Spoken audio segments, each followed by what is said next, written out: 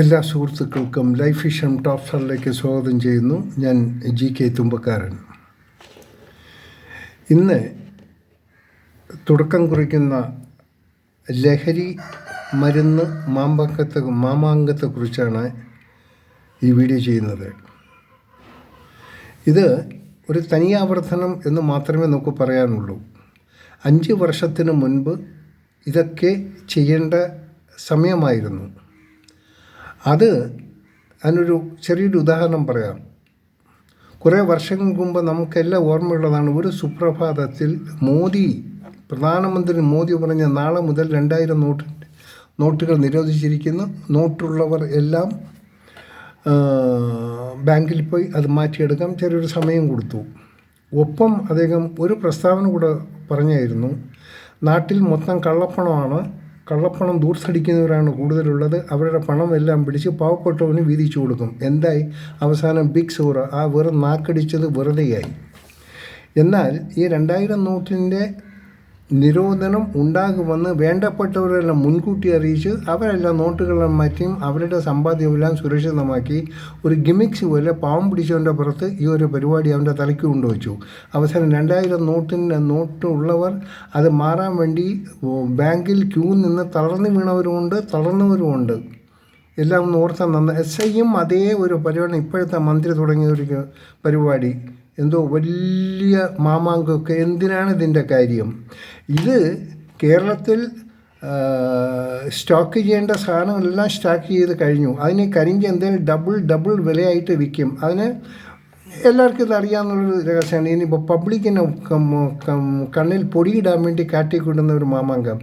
എന്തുകൊണ്ട്? എത്രയോ ആൾക്കാർ പറഞ്ഞു ഇവിടെ ലഹരിയുടെ ഉപയോഗം വളരെ കൂടുതലാണ്, ഇതിന് വേണ്ട സംവിധാനം ഉണ്ടാക്കണം. ആരും മൈൻഡ് ചെയ്തില്ല. ഇപ്പോൾ ഒരു നേതാവുണ്ടല്ലോ, നേതാവിൻ്റെ സ്വന്തം ട്രക്കാണ് ലഹരി മരുന്നിന് ഉപയോഗിച്ചത്.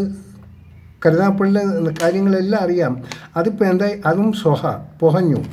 എന്തിനാണ് ഇങ്ങനെ ഈ പരിപാടികൾ ഇപ്പോഴും കൊണ്ടു കിടക്കുന്ന ബുദ്ധി? കേരളത്തിലുള്ളവരെ കൂടുതൽ വിഡ്ഢികളാക്കാൻ ശ്രമിക്കരുത്. എത്ര കുടുംബങ്ങൾ തകർന്ന് തരിപ്പണമായി, എത്ര ജീവനുകൾ നഷ്ടപ്പെട്ടു. അമ്മയും പെങ്ങളന്മാരെയും ബലാത്സംഗം ചെയ്യാൻ വരെ അത്രയ്ക്കുള്ള ലഹരി മരുന്ന് സുലഭമായി ഇവിടെ ലഭ്യമാണ്. പിള്ളേർക്ക് എവിടെ പോയും ഏത് പെട്ടിക്കടയിലും പോയി വാങ്ങാം. അതിൻ്റെ സംവിധാനം ഉണ്ടാക്കിയത് ഈ ഭരണകൂടം തന്നെയാണ്. അവർ ശരിയായ ഒരു സ്ട്രിക്റ്റ് ആക്ഷൻ എടുത്തിരുന്നു ഇവിടെ ഇതൊന്നും പറ്റില്ല. ഇവിടെ ലഹരി മരുന്ന് പിടിക്കാൻ വേണ്ട പോലീസുകാരനെ പബ്ലിക് തല്ലുകയാണ്. അത് പാർട്ടിക്കാരനാണെങ്കിൽ തല്ലു കൊണ്ട പോലീസുകാരൻ അനങ്ങാതിരുന്നുള്ളൂ. അതാണല്ലോ സംഭവിക്കുന്നത്. ഈ അമ്പലത്തറയിൽ വിപ്ലവകാരങ്ങളും ക്രമസമാധാനം തകർക്കാൻ വേണ്ടി ആരെങ്കിലും പോയി അതിനെ സമാധാന അന്തരീക്ഷം സൃഷ്ടിച്ചാൽ അവന് ബാഗും തൂക്കിക്കൊണ്ട് അവന് മറ്റൊരു സ്ഥലത്തേക്ക് ട്രാൻസ്ഫർ ആയി വിടും. പരസ്യമായിട്ടല്ലേ പറഞ്ഞത്, ഞങ്ങളുടെ പാർട്ടിയാണപ്പോൾ ഞങ്ങൾ ഇഷ്ടമുള്ളത് ചെയ്യും. ഈ കാട്ടിക്കുട്ടി ഇവർക്ക് എന്താണ്, ഒരു അറസ്റ്റ് ചെയ്ത് അതോടങ്ങ് തീർന്നു. അതുകൊണ്ട് ക്രമസമാധാനം മൊത്തം പാടെ തകർക്കുകയും ലഹരി മരുന്ന് നല്ല രീതിയിൽ സപ്ലൈ ചെയ്യുന്ന എല്ലാ നെറ്റ്വർക്കും ഉണ്ടാക്കിയതിന് ശേഷം ഇവിടെ ഒരു മാമാങ്കം കിട്ടേണ്ട ഒരു കാര്യമുണ്ട്. ഇതെല്ലാം ആൾക്കാർക്ക് മനസ്സിലാക്കാൻ പറ്റും. വളരെ എളുപ്പം. എന്തോരു ജീവനുകളാണ് പോലെ, എത്ര വീടുകൾ അനാഥമായി, എത്ര അച്ഛനമ്മമാർക്ക് മക്കളെ നഷ്ടപ്പെട്ടു. ഇതെല്ലാം ആര് മൂലം വന്നതാണ്? ഭരണത്തിൻ്റെ പിടിപ്പുകേട് മൂലം വന്നതാണ്. അതിൽ യാതൊരു ഡൗട്ടുമില്ല. ഇനിയും കുറച്ച് ഈ മാമാങ്കത്തിൻ്റെ പേരിൽ കുറേ കോട്ടികളുണ്ടാക്കാം, കുറേ PR ടീമിനുണ്ടാക്കാം. അവിടെ ഇത് ചെയ്യണം, അത് ചെയ്യണം. ഇതെല്ലാം അവർക്ക് ലഹരി മരുന്ന് കച്ചവടം ചെയ്യുന്നവർ അവരെ എല്ലാ സങ്കേതങ്ങളും ലഹരി മരുന്ന് സ്റ്റോക്ക് ചെയ്ത് കഴിഞ്ഞു. അവരെ കണ്ടെത്താൻ പറ്റിയില്ല. ഈ മാമാങ്കം നടത്തുന്നവരിൽ തന്നെ ഇതിൻ്റെ ആൾക്കാരുണ്ടാവതേ. ഇപ്പോൾ ഡൽഹിയിൽ ജഡ്ജി വിശ്വന്ത് വർമ്മയുടെ വീട്ടിൽ പിടിച്ചെടുത്ത് അതുപോലെ ഒരു ശരിക്കൊരു കഴിഞ്ഞ് ഇവിടെ അതുപോലെ കോടികളൊക്കെ പിടിച്ചെടുക്കാം. പക്ഷേ അതങ്ങോട്ട് ചെയ്യില്ല.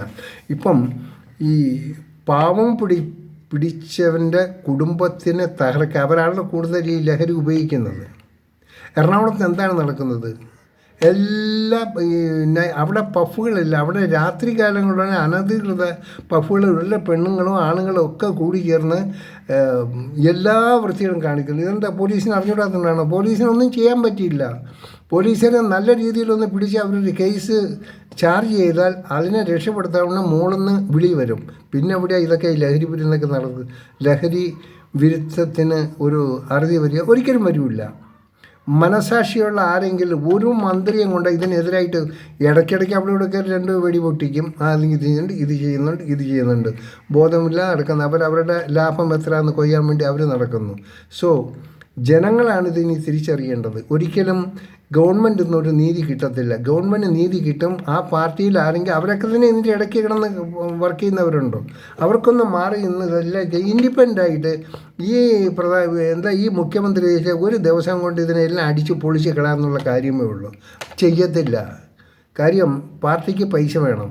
അത് ഏത് രീതിയിലുള്ള മാർഗങ്ങൾ ഉപയോഗിക്കും. അപ്പോൾ അത് ഇപ്പം തന്നെ വളരെ പരസ്യമായിട്ട് അറിയാൻ പറ്റുക ഈ വായുടെ ഉള്ളിൽ കയറ്റുന്ന ഒരുമാതിരി ആ പുകയില ഉൾപ്പെടെ സുലഭമായി ഇവിടെ കിട്ടുകയാണ്. എന്തുകൊണ്ടത് പിടിക്കുന്നില്ല?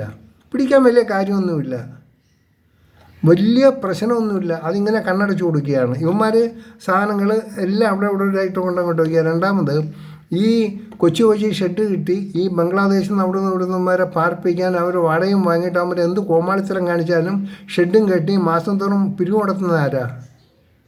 അതെല്ലാവരും ഉണ്ട്. കോൺഗ്രസ്സിലുണ്ട്, കമ്മ്യൂണിസ്റ്റിലുണ്ട്, എല്ലാ പാർട്ടിയിലും ഉണ്ട്.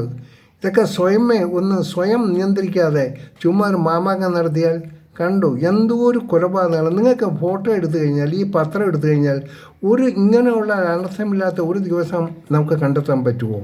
പോലീസുകാരെ തല്ലുക, പൊതുജനങ്ങളെ തല്ലുക, തന്തയെ തല്ലുക, തള്ളയെ ഉപദ്രവിക്കുക, സഹോദരന്മാരെ മാനഭംഗം പെടുത്തുക. ഈ ഒരു ലെവൽ കേരളത്തിൽ എപ്പോഴും ഉണ്ടായിട്ടുണ്ടോ? ഈ ഒരു മന്ത്രിസഭ വന്നതിന് ശേഷം ഇത്രയും വൃത്തികേടും അരാജകത്വം എല്ലാം ഉണ്ടായത്. അതുകൊണ്ട് ഞാൻ ഈ മന്ത്രിമാരോട് പറയണം, നിങ്ങൾ ഈ കിടന്ന് പ്രസ്താവന നടത്താതെ മനസാക്ഷിയോട് നിങ്ങളുടെ അണികളോട് തന്നെ പറ ഇതൊക്കെ കണ്ടുപിടിക്കാം. അവർക്കറിയാമല്ലോ, ആ കേന്ദ്രങ്ങളെല്ലാം അറിയാം. അവരിപ്പോൾ പിടിക്കാൻ പറയുക. മനസാക്ഷി ഉണ്ടെങ്കിൽ നിങ്ങൾ അങ്ങനെ അത് ആദ്യം ചെയ്യുക. അതായിരിക്കും നമുക്ക് ഏറ്റവും വേണ്ടത്. പിന്നെ ഈ പേരും പറഞ്ഞ് വീണ്ടും കുറേ നികുതി പണം എടുത്തിട്ട് അടിച്ചു കളയാൻ വേണ്ടി സെമിനാറും കുമനാറും എന്നൊക്കെ പറഞ്ഞ് പല പ്രൊപ്പഗണ്ടൊക്കെ ഉണ്ടാക്കുന്നുണ്ടല്ലോ. ഒരു കാര്യമില്ല. ഇതിന് ഒരുപാട് നല്ല ഡിവൈസുണ്ട്. ഞാൻ മുമ്പേ വീഡിയോയിലും പറഞ്ഞിട്ടുണ്ട്. നല്ല ഡിവൈസുണ്ട്. സ്കൂളിൽ ചെന്നാൽ സ്കൂളിൽ കയറി കഴിഞ്ഞ് ആ ഡിവൈസ് വെച്ച് ചെക്ക് ചെയ്ത് ഇവനൊക്കെ ഡ്രഗ്സ് അടിച്ചോ ഇല്ലെന്ന് അറിയാൻ പറ്റും. അടിച്ചു കഴിഞ്ഞാൽ അവനെ അപ്പോൾ വീട്ടിലൊന്നും കൊണ്ടുവരും, നേരെ ഇവന് വേറെ കേന്ദ്രത്തിലേക്ക് തള്ളണം.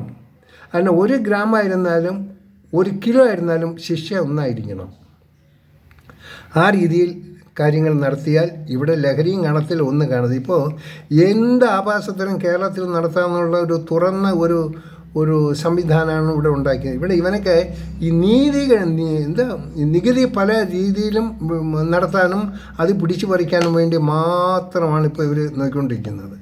അവസാനം ഇങ്ങനെ ഇടയ്ക്കിടയ്ക്ക് പ്രശ്നമുണ്ട്. ആകെ കുളമായപ്പോൾ ഇപ്പോൾ വേട്ടയ്ക്ക് ഇറങ്ങിയാൽ ഇപ്പോൾ തീർത്തുകളെന്ന് വിചാരിച്ചു. തീർക്കാം. നിങ്ങളൊക്കെ വിചാരിച്ചാൽ ഒരാഴ്ച കൊണ്ട് തീർക്കാമെന്നുള്ള കാര്യങ്ങളുണ്ട്. അതിന് വലിയ പ്രദർശനത്തിൻ്റെ ആവശ്യമില്ല. ആവശ്യത്തിനുള്ള ജോലിക്കാരെ കൊടുക്കുക. എക്സൈസിൽ വിരലിലെണ്ണുന്ന ആൾക്കാരുണ്ട്, പോലീസിലും വിരലിലെണ്ണാന്നുള്ള ആൾക്കാർ. അവർക്ക് തന്നെ ഇഷ്ടംമാതിരി പിടിപ്പ് പണിയുണ്ട്. അവർക്ക് കോടതി ഡ്യൂട്ടി വേണം. മന്ത്രിമാർക്ക് എസ്കാട്ട് പോകാനുമേ അവർക്ക് സമയമുള്ളൂ. വേറെ എന്തിനാണ് അവർക്ക് സമയമുള്ളൂ? ലഹരി പിടിക്കാനുള്ള സമയമൊന്നും അവർക്കില്ല. സോ കേണപേക്ഷിക്കുകയാണ് മന്ത്രിമാരെ, നിങ്ങൾ ഈ പ്രദർശനമൊന്നും കാണിക്കാതെ നിങ്ങൾക്ക് ആത്മാർത്ഥമായിട്ട് പ്രവർത്തിക്കാൻ സാധിച്ചത് നിങ്ങൾക്കും നിങ്ങളുടെ മുഖ്യമന്ത്രിയും കൂടെ വിചാരിച്ചാൽ ഇത് ഒരാഴ്ച കൊണ്ട് ഇവിടെ ക്ലീനാക്കി റിപ്പോർട്ട് ചെയ്യും. ഇതിന് വന്ന് വലിയ മാമാങ്കം നടത്തേണ്ട കാര്യമില്ല.